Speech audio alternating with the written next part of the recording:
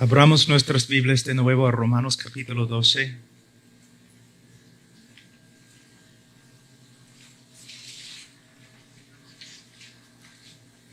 Romanos capítulo 12, versículo 1.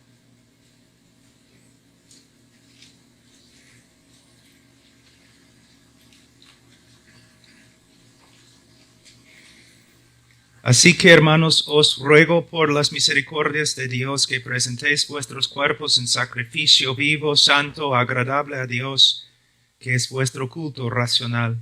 No os conforméis a este siglo, sino transformaos por medio de la renovación de vuestro entendimiento, para que comprobéis cuál sea la buena voluntad de Dios, agradable y perfecta.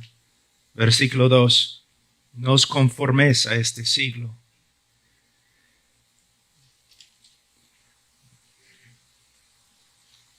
Un hombre está en peligro cuando no se da cuenta que está en peligro.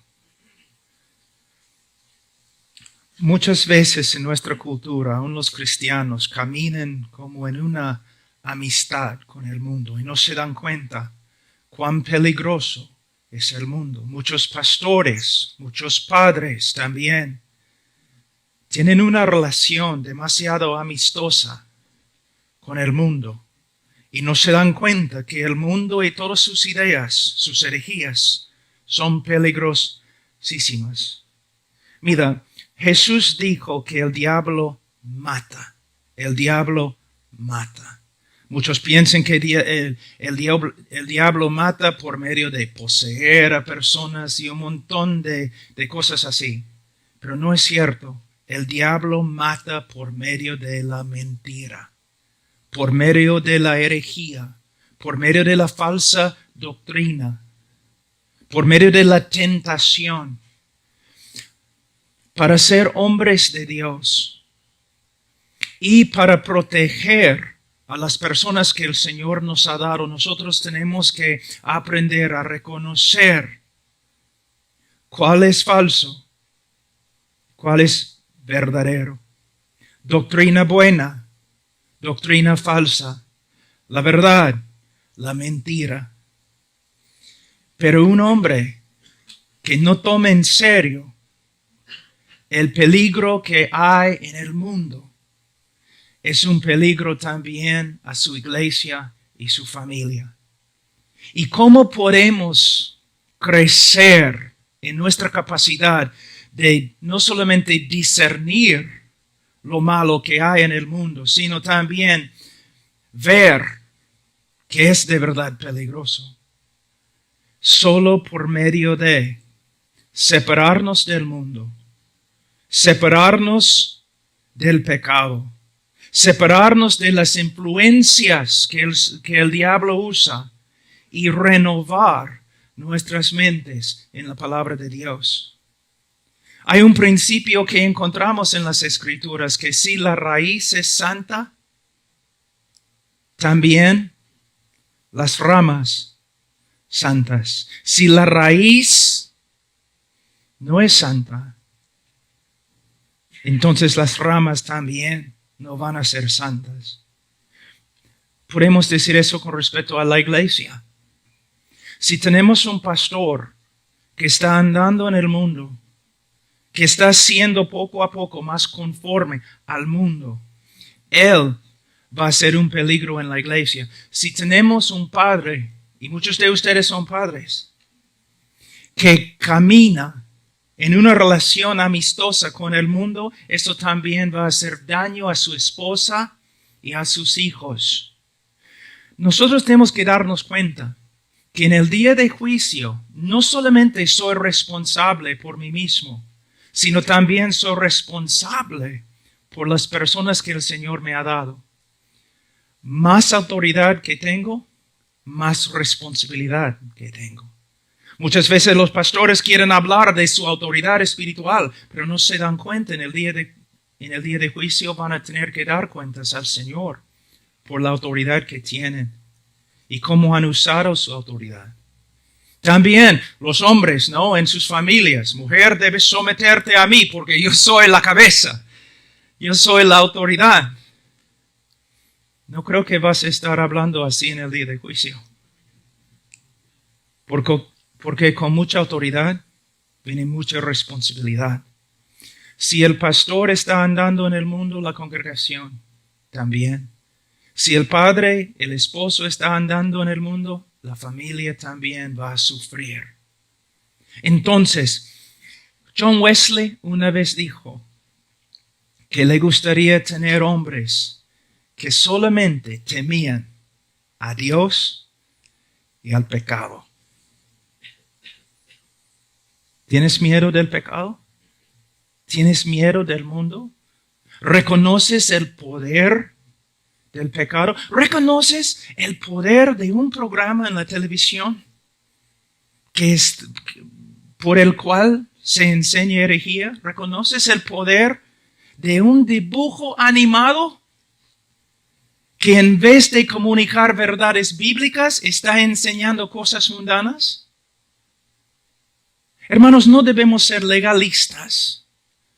No debemos tener miedo de cada sombra, pero hermanos, debemos tener discernimiento, bastante discernimiento. ¿Por qué? Si el diablo pasa por la puerta ahora y entra anunciando que él ha llegado y él es el diablo, todos nosotros vamos a reconocerlo y vamos a estar en contra de él, vamos a evitarlo. Pero él no entra así. Él no entra así. Él entra como una luz. Es lo mismo en la familia, es lo mismo en la iglesia. Para discernir la voz del mundo, nosotros no necesitamos estudiar el mundo. Pero para discernir la voz del mundo, solamente necesitamos estudiar la verdad. Renovar nuestras mentes en la verdad y vamos a empezar a reconocer cuando la mentira entra. Cuando la mentira está influenciando nuestra familia o nuestra iglesia. Entonces, empieza acá, no os conforméis a este siglo, no solamente para tu propio bienestar, hombre, sino para el bienestar de tu familia, de tu esposa, de tus hijos. También, si eres pastor, para el bienestar de tu iglesia. Y no solamente los pastores, cualquier hombre en la iglesia va a tener una influencia. Y si tú eres un hombre mundano, tú vas a tener influencia no para el bienestar de la congregación, sino para su destrucción. Entonces dice, no os conforméis a este siglo. ¿Pero qué debemos hacer? Sino transformaos por medio de la renovación de vuestro entendimiento. En este texto no dice la renovación de nuestra mente por medio de la palabra de Dios. Pero si estudiamos toda la Biblia, reconocemos que la mejor manera de renovar nuestra mente es por medio de leer, estudiar, memorizar y meditar en la palabra de Dios. De nuevo, voy a volver a decir algo que he dicho varias veces ya.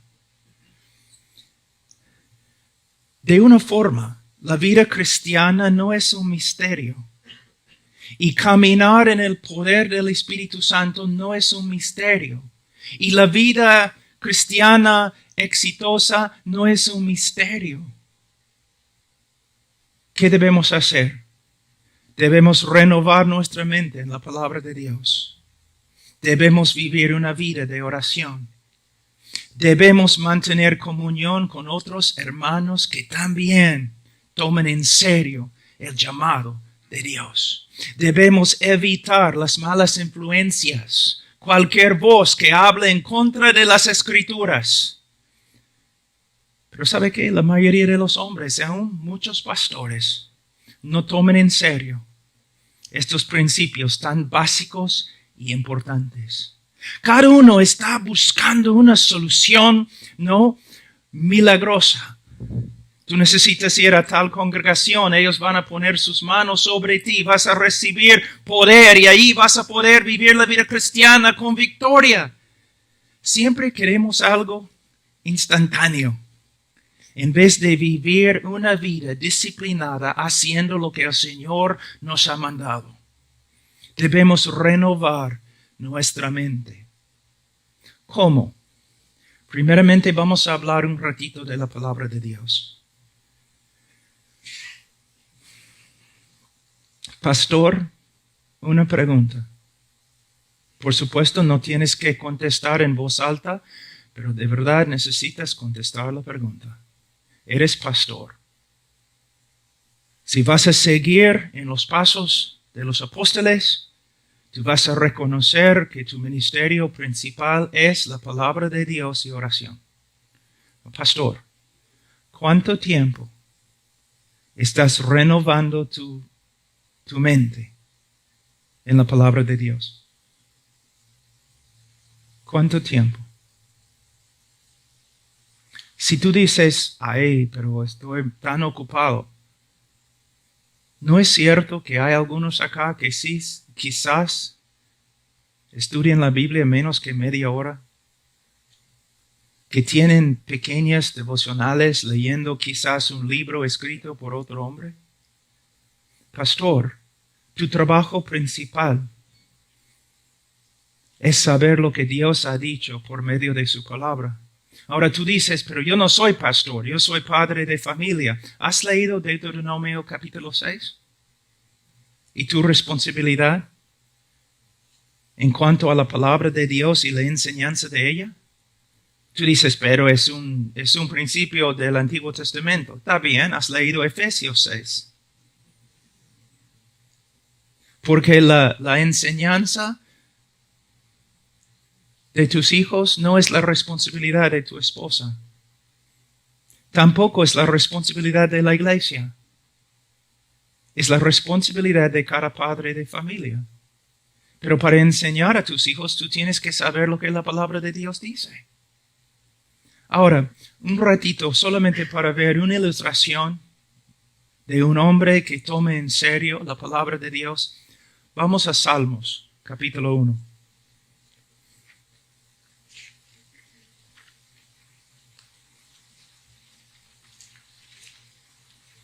Aquí podemos ver en el Antiguo Testamento exactamente lo que Pablo está diciendo en el Nuevo Testamento. ¿Qué dice él? Que no debemos conformarnos al mundo. ¿Qué debemos hacer? Debemos renovar nuestra mente en la palabra de Dios. ¿Qué tenemos aquí? Versículo 1 de capítulo 1 de Salmos.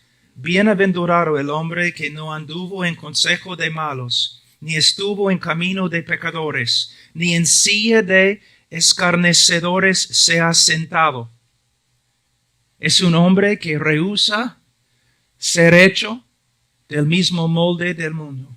Es un hombre que ha tomado una decisión que no solamente no va a participar en las obras oscuras de este mundo, sino él va a alejarse totalmente de sus consejos, de su influencia. Él no va a participar con ellos. Él no va a estar con ellos. Él toma en serio la separación. Ahora, hermanos, en mi vida cristiana he estado con muchos pecadores. Un tiempo yo predicaba mayormente en la calle. Yo vivía en una misión en el centro de una ciudad muy, muy grande. Yo vivía con la gente de la calle predicando, pero tú puedes estar ahí predicando sin participar en las obras de ellos, sin recibir sus consejos. Entonces no estoy diciendo que todos nosotros debemos mudarnos a un sitio en Alaska donde no hay gente, solamente osos. No estoy diciendo eso, pero lo que estoy diciendo es que tú tienes que tener la convicción que cualquier mentira me puede contaminar. Debemos evitar todo lo que no está de acuerdo con las Escrituras. Y tenemos que guiar nuestras iglesias para que los hermanos hagan lo mismo. Y tenemos que guiar a nuestras esposas y hijos para que también tomen en serio el pecado y lo eviten. Bienaventurado Hermano, escudriña tu vida un ratito. ¿Dirías que eres un hombre bienaventurado? Tu vida, aunque haya sufrimiento, aunque hay pruebas, puedes decir que se nota que tu vida es una vida bendecida por Dios. Yo veo tantos hermanos en la iglesia que no solamente no se ve la bendición en su vida, sino que ellos mismos dicen que no hay bendición en su vida. Pero cuando les hablo y les pregunto cuánto tiempo estás leyendo, estudiando, meditando, aplicando la palabra de Dios en tu vida, ellos dicen 0. Muchos pastores dicen, caramba, en mi iglesia no hay bendición. Personas no están convirtiéndose. Personas no están creciendo. Pastores, aunque lo neguemos, tenemos que reconocer, la iglesia va como los líderes van. La iglesia anda conforme a cómo los líderes andan. El hecho que tú prediques cada domingo no demuestra a nadie que eres un hombre de la palabra. También tu vida, y no solamente en la iglesia, sino también en la familia. Personas pueden ver a través de ti que renovar la mente en la palabra de Dios trae bendición. Eres un ejemplo de la bendición que la palabra de Dios trae a los que renuevan su mente en ella. Y no estoy hablando como muchos falsos profetas en la televisión. Cuando yo hablo de bendición y prosperidad, ni estoy pensando en un Mercedes-Benz. Estoy pensando en algo mucho más alto. La presencia de Dios, conformidad a Cristo y la paz que el Espíritu Santo da a una persona que anda con el Señor.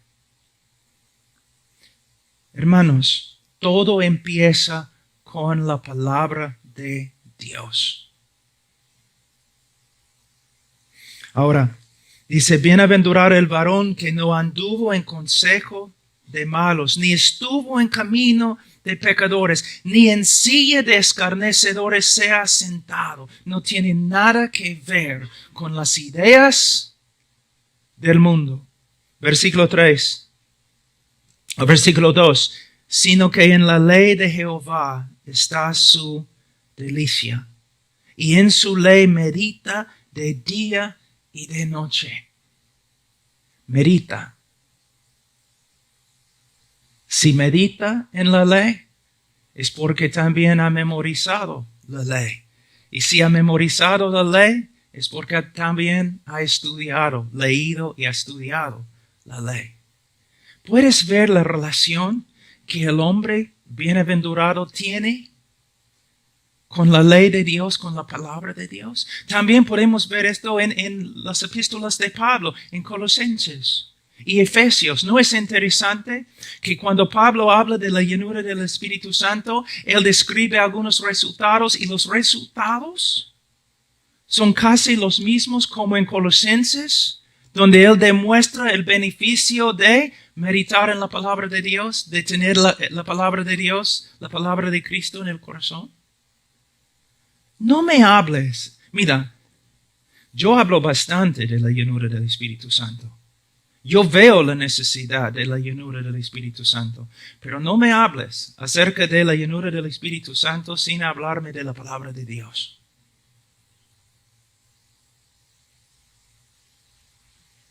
Porque muchas personas que hablan en el día de hoy dicen que tienen la llenura del Espíritu Santo. No, ellos tienen un fuego falso. Muchos. Porque su llenura no tiene nada que ver con la palabra que el Espíritu inspiró. Y si menosprecias la palabra, menosprecias al Espíritu Santo que escribió la palabra. Les voy a contar una historia. Una vez una iglesia me invitó a predicar, ¿no? Entonces yo llegué y yo senté atrás, esperando, iban a llamarme para que yo predicara.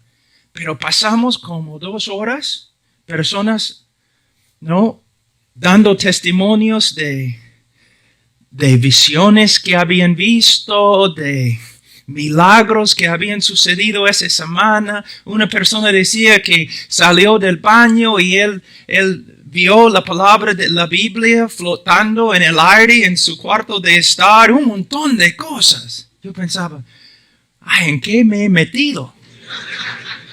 Y yo estaba sentado ahí escuchando, caramba, estas personas son tan espirituales, han visto tantas cosas. Entonces subí al púlpito y yo dije, vamos a estudiar en 2 Timoteo capítulo 2, versículo 2. Y los líderes estaban, ¿no?, en las primeras bancas.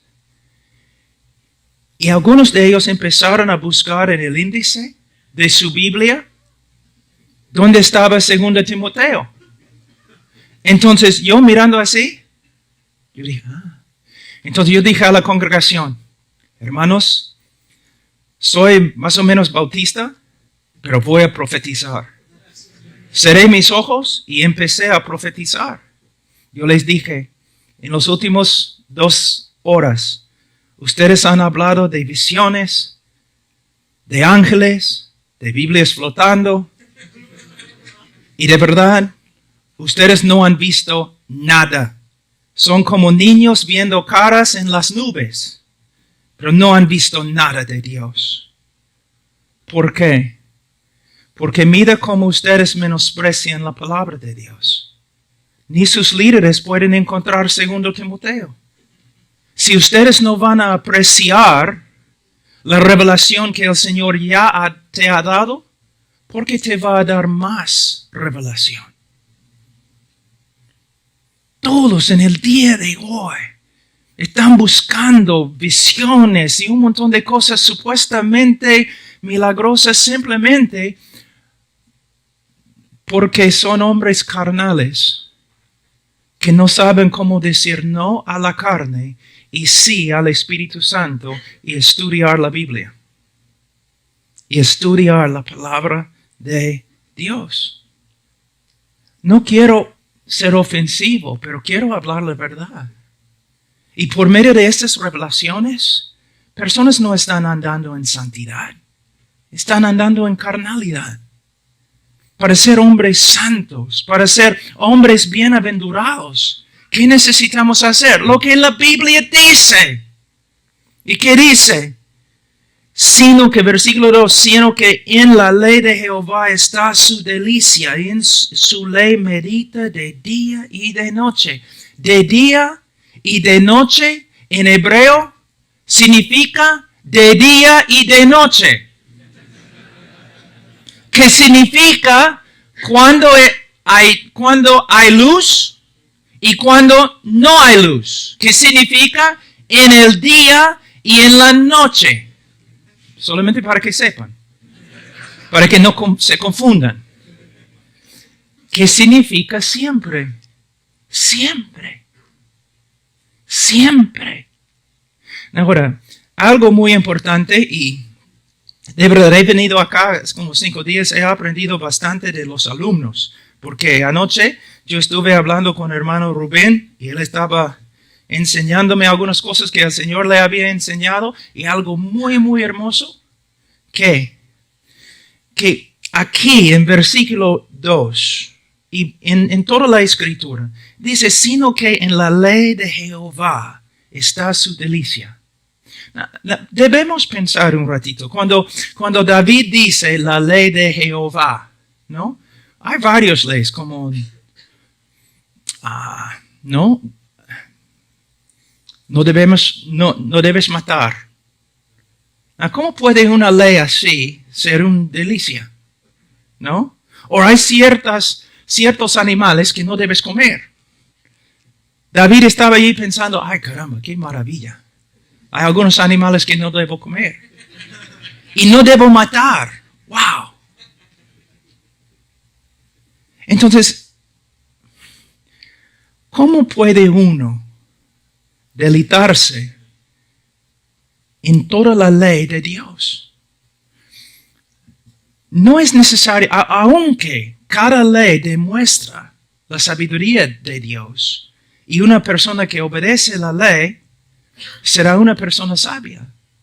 Pero se puede deleitar en la ley de Dios, porque la ley revela quién es Dios, la naturaleza de Dios. Por ejemplo, Dios dice, no matarás.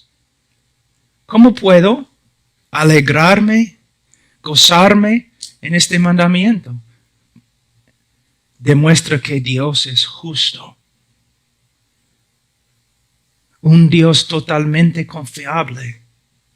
Un Dios que nunca me va a traicionar. Entonces, cada ley, cada cosa que encontramos en las Escrituras es una revelación de quién es Dios. Ustedes recuerdan lo que Jesús dijo a los fariseos. Ustedes siempre están escudriñando las Escrituras, pensando que simplemente en las Escrituras, en los principios y las leyes y todos, ustedes van a tener vida. Pero estas leyes, estas Escrituras testifican de mí.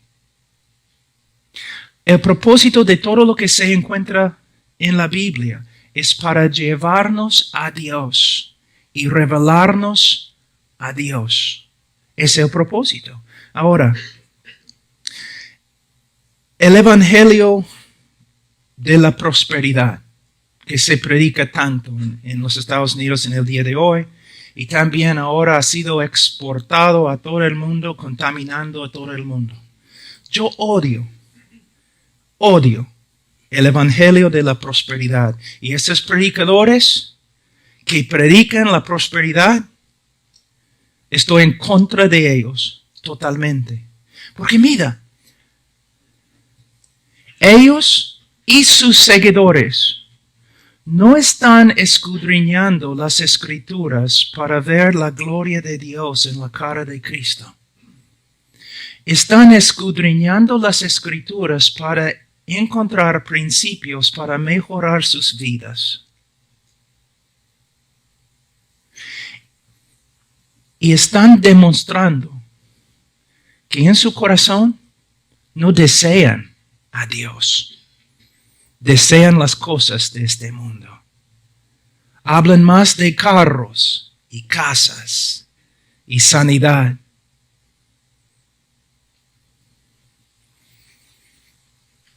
¿Me entienden, hermanos? Las Escrituras, uno puede leer las Escrituras y por medio de las Escrituras condenarse. Pero nosotros leemos las Escrituras. ¿Por qué? Porque hemos encontrado una joya. Su nombre es Jesús. Y queremos verlo más y más y más y más. Un hombre que siempre anda pensando en las cosas de este mundo. Él piensa así porque él es del mundo. Pero una persona con un corazón regenerado no le importan estas cosas. No porque es un santito que sabe cómo negarse de todo. No. Es porque él ha visto un tesoro mucho más grande. La persona de Jesucristo. Antes, y todavía yo sé que en estos grupos hay personas que todavía están ahí, que quizás de verdad son cristianos, pero en tiempo ellos van a salir. El Señor va a obrar en sus vidas y Él va a sacarlos de estas iglesias donde predican la prosperidad y todo eso.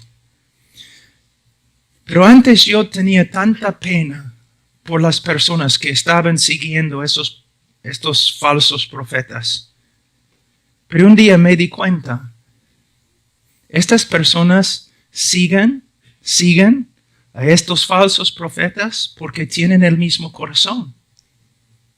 El falso profeta, su Dios, es su estómago. Los que siguen a este falso profeta también, su Dios es su estómago, su apetito. Tiene deseos carnales y el predicador les promete suplir sus deseos carnales. Hay muchos en el día de hoy que no son cristianos. Se dicen cristianos, no son cristianos, porque Cristo no les satisface. Necesitan otras cosas. Pero el cristiano verdadero desea solamente a Cristo. Pastores, yo voy a muchas iglesias. Les voy a decir algo. En el día de hoy yo estoy viendo iglesias que están creciendo, llegando a ser iglesias grandes, pero no por medio de predicar a Cristo, por medio de ofrecer un montón de cosas a las personas que vienen. Pero ¿sabe lo que es interesante? En medio de este circo evangélico, en una iglesia grande así, siempre hay un grupito. De verdad, casi siempre hay un grupito de hermanos verdaderos que están ahí muy tristes, totalmente descuidados. Y los demás en la iglesia dicen que son no como bichos raros, son como hombres extremos, porque solamente quieren orar, escuchar la palabra, hablar de Jesús y servirle. Y ellos no quieren todas estas cosas nuevas que los pastores están trayendo para hacer crecer la iglesia. Y en tiempo ellos están allí en un rincón de la iglesia y el pastor está con los demás haciendo cosas carnales para ganar gente carnal. El pastor ha abandonado el rebaño para agradar y hacer amistades con los carnales. La iglesia, este grupito pequeño que solo quiere Jesús, sufre y está muriendo de hambre porque el pastor está preocupado por su visión y su iglesia grande. ¿Me entienden, hermanos? Les voy a dar un ejemplo. Vamos a decir que mi esposa está yendo a... ¿Ustedes tienen Walmart acá? La playa de estacionamiento de Walmart. Como las 10 en la noche, porque se olvidó de algo y tenía que volver y comprar en la noche.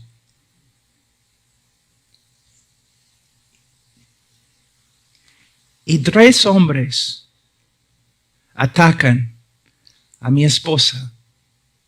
3 hombres atacan a mi esposa. Y tú estás caminando por acá. Y tú ves lo que está pasando, pero tú no haces nada. Quizás por causa de la autopreservación, por causa de temor, tú no haces nada. Cuando yo me entero de lo que ha pasado, yo voy a buscar a estos 3 hombres. De verdad. Pero luego, después de encontrar a estos hombres, yo te voy a buscar.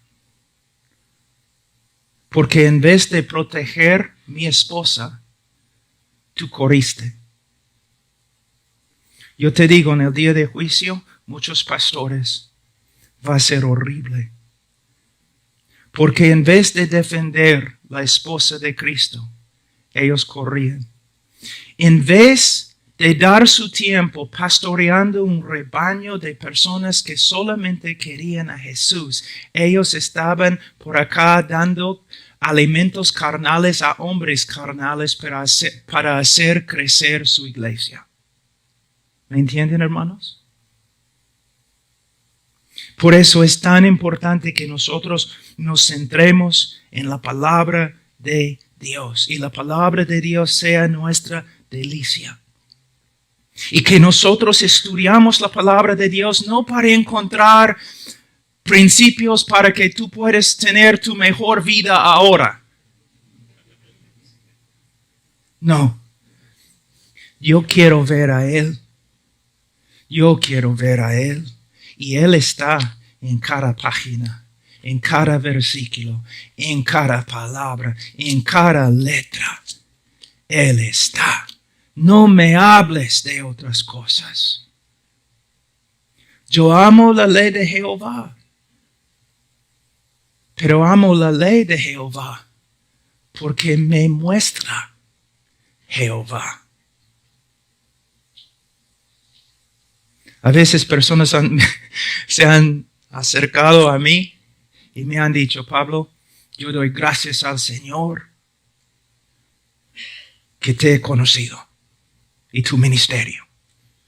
Le doy gracias al Señor que he conocido tu ministerio.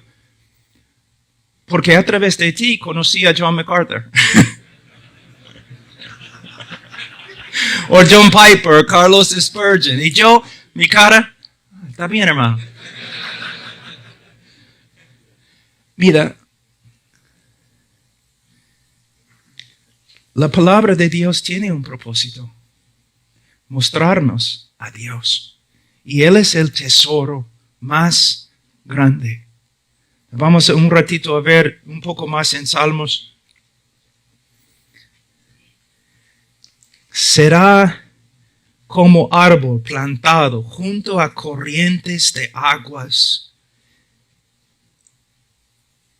Y Él será así si está en el púlpito o si está en el hospital. Él será así si está rodeado por hermanos que le aman. Y Él será así si está en una cárcel rodeado por sus enemigos. No depende de las circunstancias.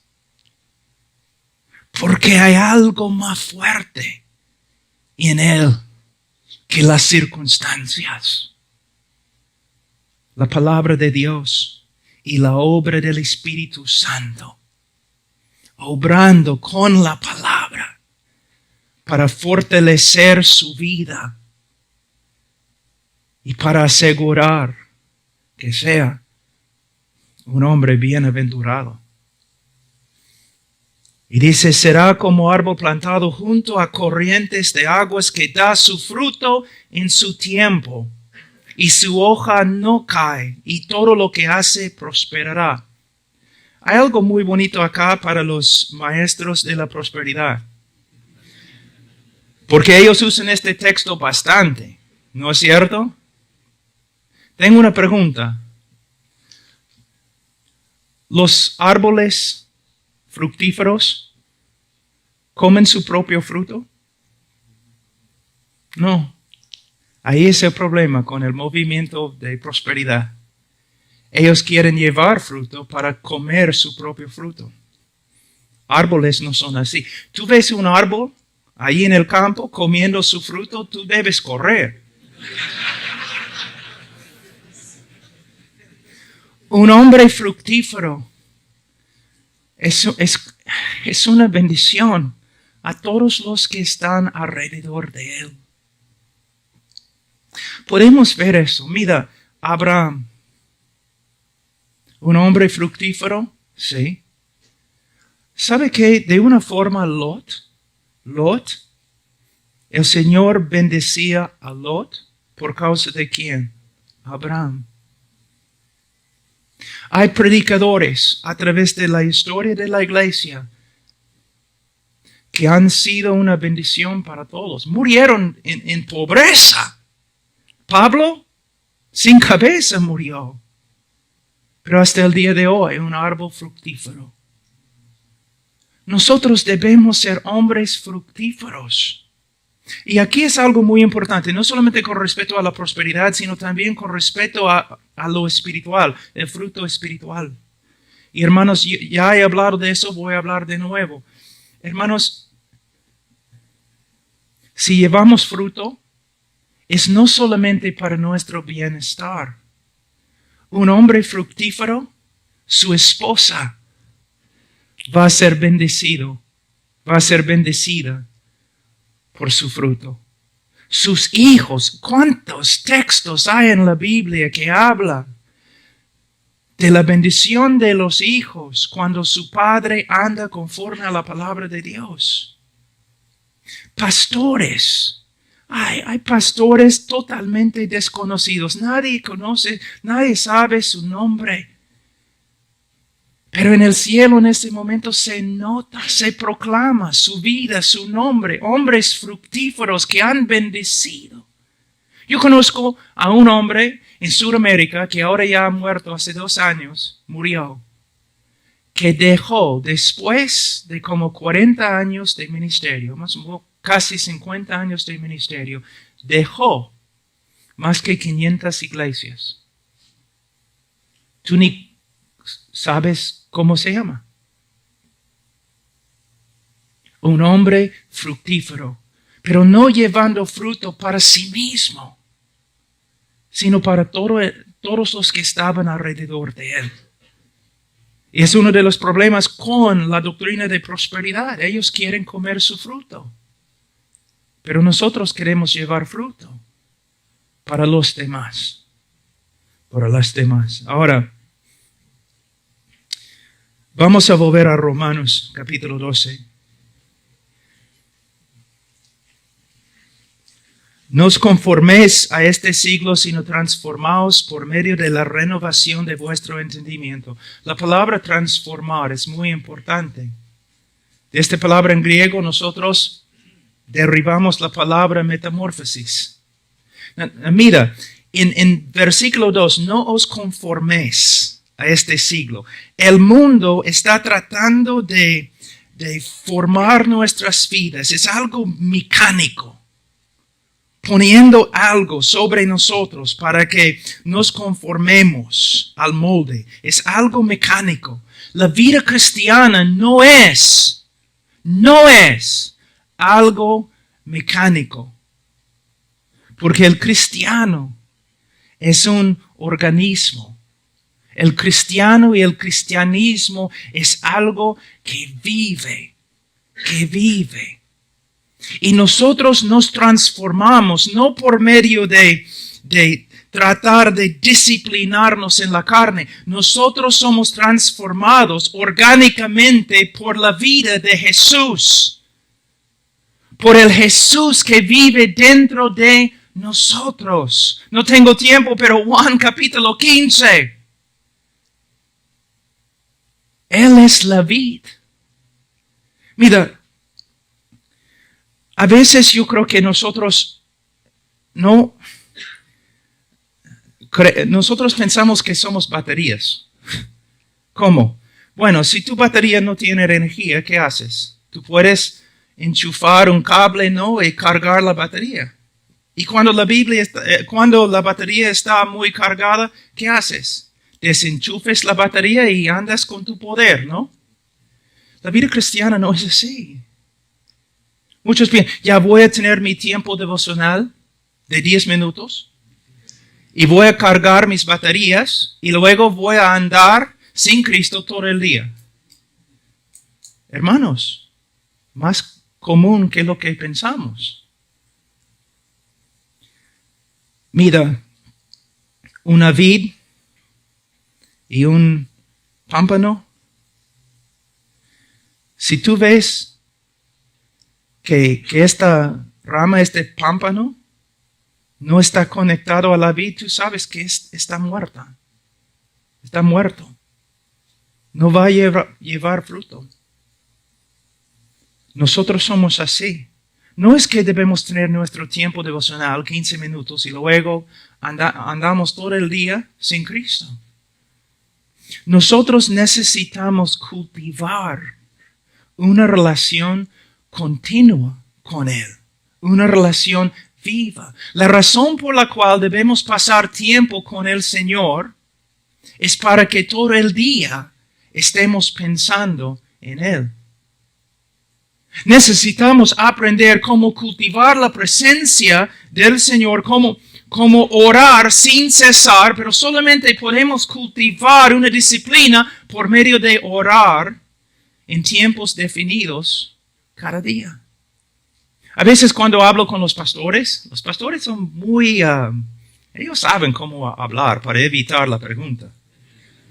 Digo, pastor, ¿cuánto tiempo oras? Bueno, yo personalmente, yo no tengo un tiempo de oración. Simplemente oro todo el día. Y yo digo, no es verdad. No es verdad. Tú no lo haces. ¿Cómo sabes? Porque la capacidad de caminar con el Señor todo el día y orar sin cesar, esta capacidad se desarrolla en tiempo privado con el Señor, en un tiempo definido. Aprendemos cómo orar sin cesar por medio de tiempos fijos de oración. Hermanos, es verdad. Es verdad, hermanos. Todos dicen que Spurgeon era quizás el mejor predicador desde los apóstoles. Bueno, es uno de ellos, es cierto. Y sabe que un día, cuando todos los hombres que han escrito las biografías de Spurgeon lleguen al cielo, yo creo que Spurgeon les va a dar duro. Porque mayormente en las biografías, ¿sabe lo que yo he escuchado? Spurgeon era el predicador, el más grande predicador del cristianismo moderno, porque tenía una memoria fotográfica, porque era un hombre tan inteligente.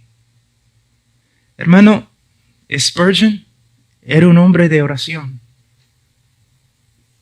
Spurgeon dijo, yo tengo la cita, Spurgeon dijo, sería mejor para él enseñar solamente a un hombre cómo orar que enseñar 10 hombres cómo predicar. Él puede decir eso. ¿Por qué? Porque él creía en la indispensabilidad de la predicación y el estudio. Pero él estaba enfatizando una verdad muy importante, la oración. A.M. Bounds, él oró de 4 en la mañana a 8 en la mañana, los muchos años de su ministerio. Jorge Müller, el apóstol Pablo, o si queremos, podemos ir al libro de Lucas y podemos ver la vida de oración de nuestro Señor Jesucristo. Muchos dicen que si pudieran escoger un momento en la vida de Jesús para ver, ¿no? Ellos dicen, yo escogería ver a Jesús predicando el sermón del monte o sanando a los enfermos. Si yo pudiera ver, si yo pudiera estar presente para ver algo en la vida de Jesús, me gustaría estar con Él cuando estaba orando. Wow. ¿Sabe qué? ¿No es interesante que ningún discípulo llegó a Jesús preguntando, enséñame a predicar? Ninguno dijo, enséñame a echar fuera demonios. Ninguno dijo, enséñame cómo caminar sobre el agua. Ninguno dijo, enséñame cómo resucitar a los muertos. Pero los discípulos se acercaron a él y le pidieron, enséñanos a orar. Pastor, tengo una pregunta.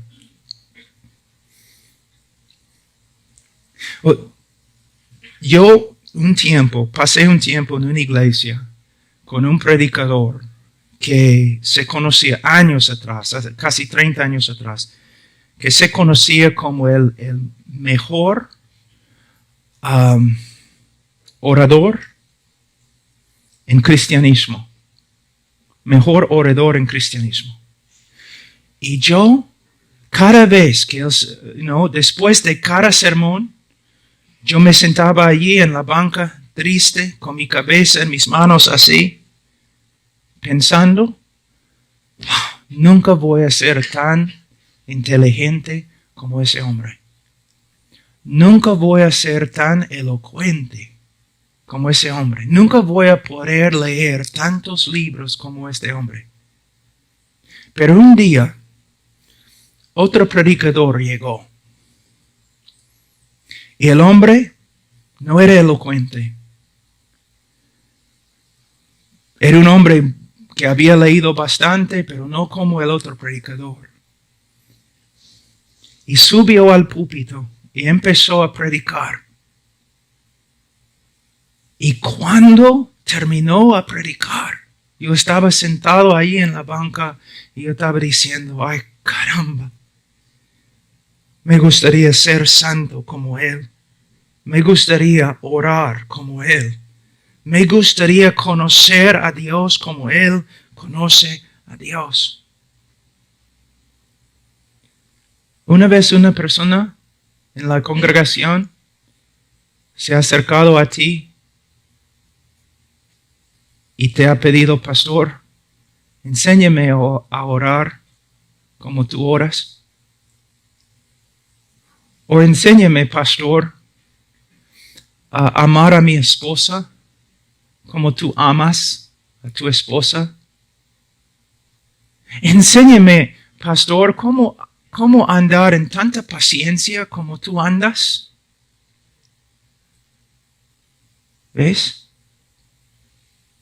Una vida transformada. Leonard Ravenhill siempre decía, todo el mundo está buscando una nueva definición de cristianismo. Lo que el mundo necesita es una demostración antigua y bíblica de cristianismo. Hombres transformados. Ahora, hemos hablado un poco acerca de la palabra de Dios, pero quisiera un ratito ir a Efesios. Y especialmente para algunos alumnos quizás que están acá. Capítulo 1. Como les dije, yo creo que los primeros capítulos de Efesios contienen la doctrina más profunda en todas las escrituras. Pero en medio de estos 3 capítulos, ¿qué encontramos? 2 oraciones. Pablo recibía las doctrinas, su enseñanza del Señor. Pablo vivía las doctrinas y Pablo comunicaba las doctrinas.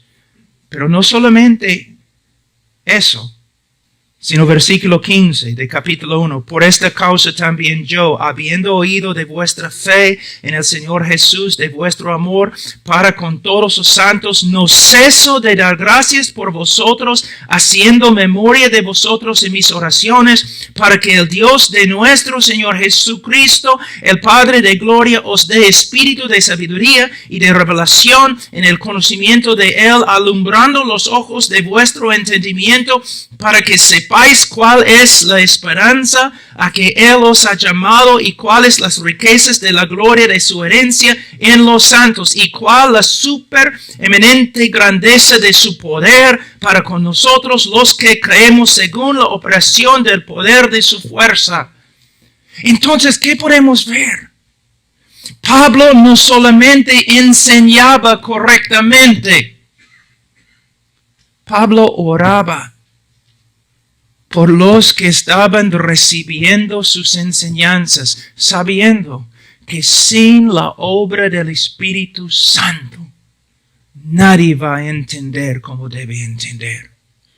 Hay muchos jóvenes que ellos aprenden cómo hacer la hermenéutica.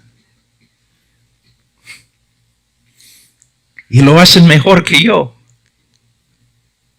Pero ellos piensan, bueno, tengo el contexto histórico, tengo el contexto gramático, he visto todo en el griego, el hebreo, he visto la relación entre las frases y las preposiciones, tengo todo precisamente interpretado y voy y enseño y salgo y echo mi trabajo. No, no has hecho tu trabajo. Un sermón es más que la gramática correcta. Un sermón es la manifestación del poder del Espíritu Santo mientras el predicador está enseñando las verdades de la palabra de Dios. Y un sermón preciso, perfecto, hermenéutica excelente, sin la oración. Pablo, ¿cómo puedes decir tal cosa? Bueno, mira Pablo. Enseñaba, oraba. enseñaba, oraba, enseñaba, oraba. La palabra de Dios es la espada. ¿De quién? El Espíritu. Entonces, es la obra del Espíritu Santo a través de la palabra infalible de Dios, revelando a Cristo a la congregación. Podemos ver de nuevo una obra trinitaria. El Padre, el Hijo, el Espíritu Santo. Todos obrando a través del predicador mientras él predica la palabra de Dios. Pastores, yo sé lo que la carne odia. Yo sé. De hecho, tú puedes organizar tu día y tu vida basado en lo que tu carne odia. La carne odia el estudio de la palabra. Y la carne odia la oración. Pero ¿qué dijeron los apóstoles? No podemos dejar el ministerio de la palabra de Dios. No podemos dejar el ministerio de la palabra de Dios y de oración. Intercesión. Y un hombre que tiene el don de predicar y sabe hacer la hermenéutica perfectamente, pero no ora, también está en peligro de llegar a ser un hombre muy orgulloso. Y en tiempo, un hombre muy inútil. Pastores, yo sé que es difícil a veces orar, levantarnos muy de mañana como Jesús en el libro de Marcos. Pero yo te digo algo. Si comienzas a orar un día, el próximo día sería un poco más fácil. Y el próximo día un poco. Es algo que empezamos a aprender. Muchas personas me dicen, pero Pablo, yo oro y es como un cielo de bronce sobre mi cabeza. Sí, por eso oramos por fe, hermano, no por medio de lo que podemos sentir. Pero hay una cosa que les voy a enseñar para terminar, que un hermano muy anciano me enseñó hace muchos años. Alguien le preguntó, ¿cuánto tiempo oras? Y él contestó, Señor, ayúdame a traducir esto en español. Yo oro hasta que pueda orar. Y luego oro hasta que he orado. La oración es una lucha. A veces nos ponemos de rodillas y es difícil. Pero seguimos con tenacidad. Porque sabemos que es necesario entrar en su presencia. Es necesario entrar allí. Es necesario luchar, pelear, hasta que sepamos que de verdad estamos orando. Y que Él de verdad está escuchando. Hombres de oración. Y en la oración, y por medio de la oración, Dios puede llegar a ser tan real. Mi vida cristiana se basa en el hecho que Dios ha dicho, Cristo ha dicho, yo estoy contigo, nunca te voy a dejar. Pero a la vez, un predicador, en su vida, la presencia de Dios puede llegar a ser tan real que él sabe que Dios está con él. No solamente por causa de la promesa, sino porque Dios ha llegado a ser una realidad constante en su vida. Este libro es la palabra de Dios y toda nuestra vida debe basarse en ella. Pero la vida cristiana es más que un libro. Es la presencia, la vida y el poder de Dios, de un Dios que todavía vive y actúa poderosamente en su pueblo y en su predicador. Hermanos, tienen que cultivar su relación con Él. Y esta relación y todos tus pensamientos y tus actos tienen que basarse en este libro. Estas verdades escritas por el Espíritu Santo. Pero a la vez, ustedes tienen que pasar tiempo de rodillas ante Él hasta que su realidad llegue a ser la realidad más grande en tu vida. Dios les bendiga.